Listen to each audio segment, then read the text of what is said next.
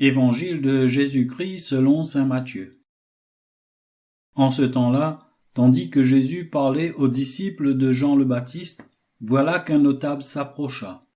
Il se prosternait devant lui en disant : « Ma fille est morte à l'instant, mais viens lui imposer la main et elle vivra. » Jésus se leva et le suivit ainsi que ses disciples. Et voici qu'une femme, souffrant d'hémorragie depuis 12 ans, s'approcha par derrière et toucha la frange de son vêtement, car elle se disait en elle-même : « Si je parviens seulement à toucher son vêtement, je serai sauvée. » Jésus se retourna et, la voyant, lui dit : « Confiance, ma fille, ta foi t'a sauvée. » Et à l'heure même, la femme fut sauvée.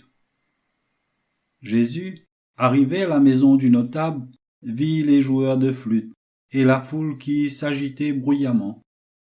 Il dit alors : « Retirez-vous, la jeune fille n'est pas morte, elle dort. » Mais on se moquait de lui. Quand la foule fut mise dehors, il entra, lui saisit la main, et la jeune fille se leva, et la nouvelle se répandit dans toute la région.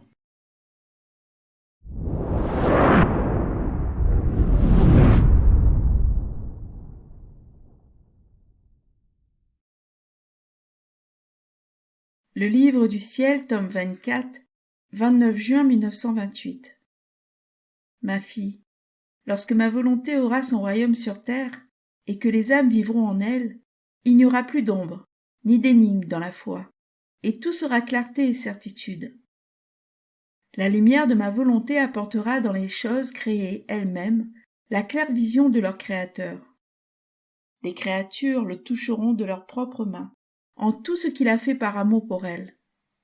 La volonté humaine est à présent une ombre à la fois. Les passions sont des nuages qui en obscurcissent la claire vision, comme pour le soleil lorsque des pénuages se forment dans la basse atmosphère. Bien que le soleil soit là, les nuages s'avancent contre le soleil, et ils semblent faire aussi sombre que si c'était la nuit. Et celui qui n'aurait jamais vu le soleil aurait de la difficulté à croire qu'il existe. Mais si un vent impétueux dispersait les nuages, qui oserait dire que le soleil n'existe pas, alors qu'ils toucheraient de leurs propres mains sa lumière radieuse ? Telle est la condition dans laquelle se trouve la foi, parce que ma volonté ne règne pas. Les créatures sont presque comme des aveugles, qui doivent compter sur d'autres pour croire que Dieu existe. Mais lorsque régnera mon divin fiat, sa lumière leur fera toucher, de leurs propres mains, l'existence de leur Créateur. Les autres n'auront donc plus à le dire. Les ombres et les doutes auront disparu.